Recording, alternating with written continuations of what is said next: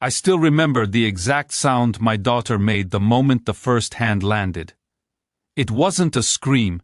It was a tiny, shocked exhale that cracked your chest open and made everything else go slow. She was sitting at the corner table in the school cafeteria with her brown paper tray balanced, laughing at something small and private. The room was full of noise, trays clattering, sneakers squeaking, kids trading gossip like currency. I had just walked in to drop off a forgotten science project and planned to leave before the bell. Then he came. He walked up like he belonged there. You could smell his entitlement before you saw his face. Middle-aged, pressed polo, the badge of a neighborhood association clipped to his belt like it gave him permission to own everyone else. We've all met his kind, the ones who live for other people's discomfort, who measure power by how loudly they can interrupt someone else's quiet. He leaned over my daughter, not even bending like an apology was in his vocabulary. He reached out, grabbed her shoulder, and slapped her. The slap didn't just hit skin, it broke an invisible rule about who gets to be safe in a public place. The cafeteria noise thinned to a weird hollow sound. For a split second, I thought the world had stuttered, like someone hit pause on the universe. I did the thing every parent swears they'll never do and ran. I don't even remember the steps. Years of habit, protect, run, do, took over. I was at the table in 2 strides, my bag forgotten on the bench. I didn't see the punch. I saw the aftermath, my daughter frozen, food cooling on her tray, eyes huge and wet.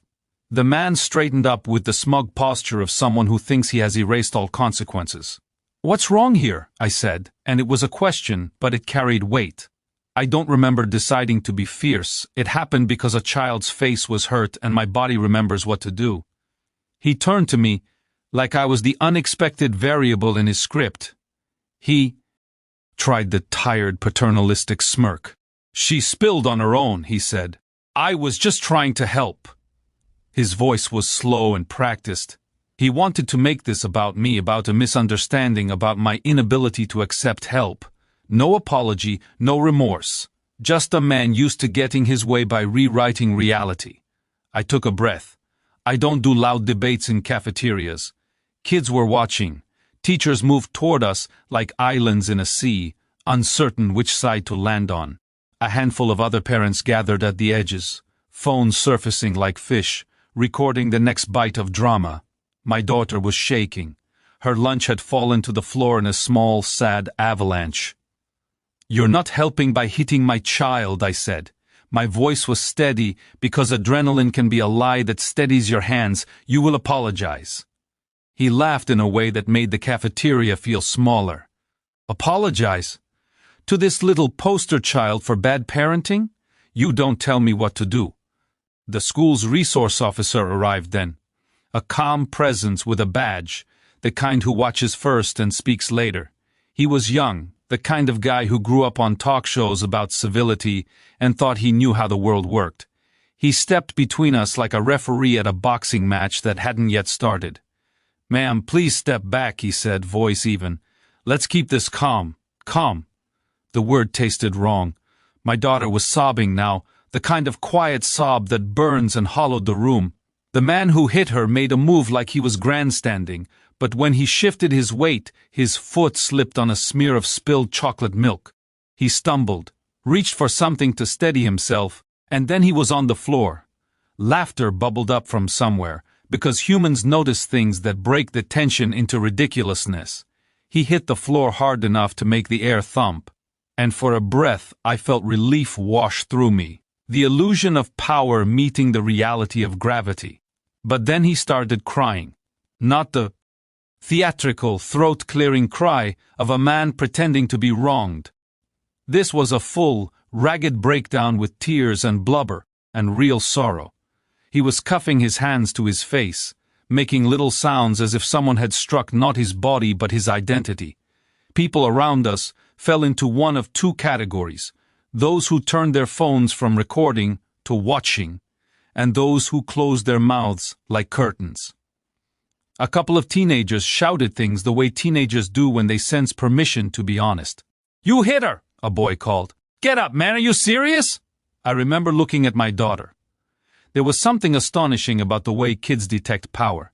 She had this stillness now, like the eye of the storm, and with it came a tiny brave voice. Mom, she said, it's okay.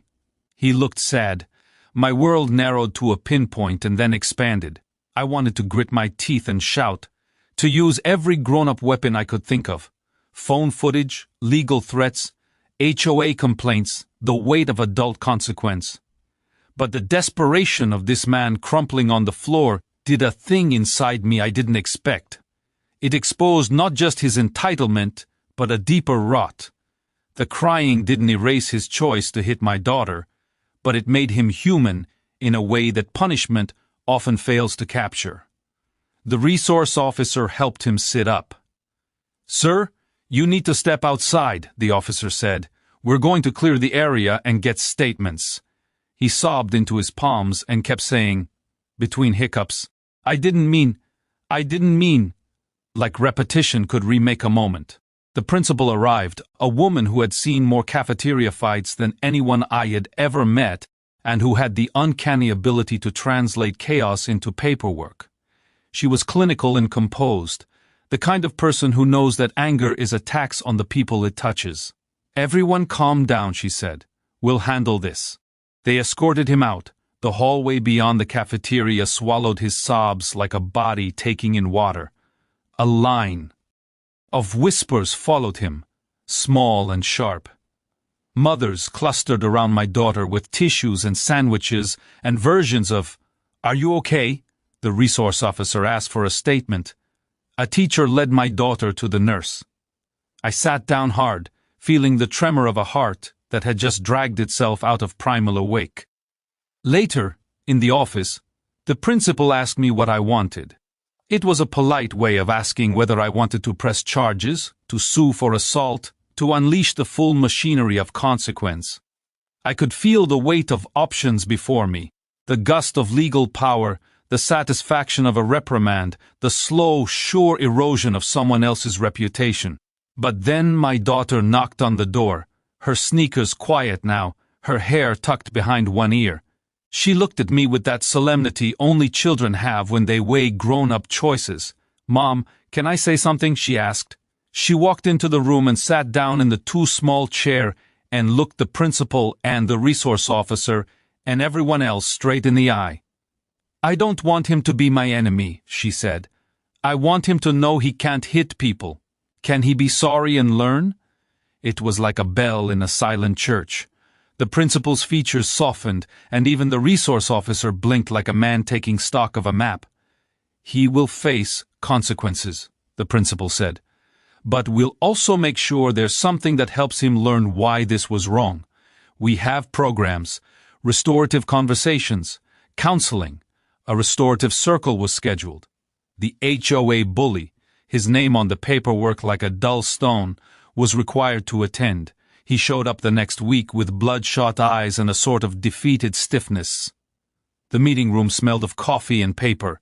He apologized with the clumsy sincerity of someone who had to be taught how to be small. He listened while my daughter spoke about fear and the way a quick hand can rewrite trust. He told stories about a childhood that had taught him to be tough, because softness felt like weakness. He talked about losing a job once, about a father who shoved criticism like a coin into his pocket instead of warmth.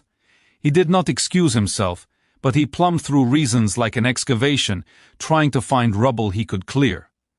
There is a part of me that wanted fireworks, for the HOA man to be publicly shamed, to be banned from community events, to have every badge and sticker stripped from his car.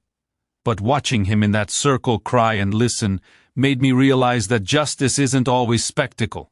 Sometimes it's the quieter, more difficult thing, making someone confront the damage they caused and giving them the scaffold to rebuild. He eventually came to a parent-teacher night and stood at the back, clapping like someone who had learned his lines. He met my eye once, a brief nod, a man's attempt at repair. He volunteered at the community cleanup where my daughter and I were handing out trash bags. He picked up litter with slow, awkward movements. It was small, it was imperfect, and every time he showed up, there was a little tremor of fear that he might fail again. People asked me if I felt mercy. I did and I didn't. Mercy felt strange because it required a kind of courage. To let go of the easy, delicious thrill of revenge and to hold on to something grimmer and harder, which is accountability that teaches. I wanted my daughter to be protected, yes, but I also wanted her to grow up in a world where people could change and where hitting a child wasn't the end of the story, it was the beginning of one. The man never became a saint. He still had flare-ups of temper when he thought no one was looking. He still liked to tell long stories about rules, but he learned to keep his hands to himself. Once, when my daughter dropped her tray and chocolate milk made a small river toward his shoes, he didn't approach her with a hand up.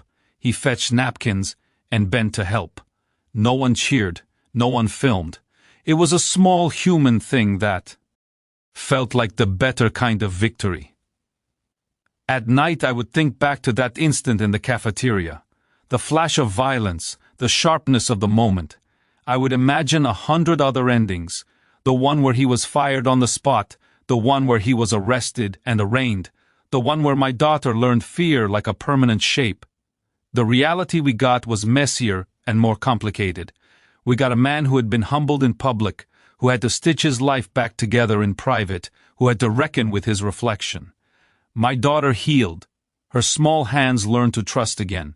She learned that adults can be wrong and change, and that sometimes the most potent thing you can be is the kind of person who forgives when someone truly tries to be better. She keeps a scar near her elbow where the skin is paler, a quiet map of the day something happened, and we made something else happen afterward. Do I wish he'd never hit her?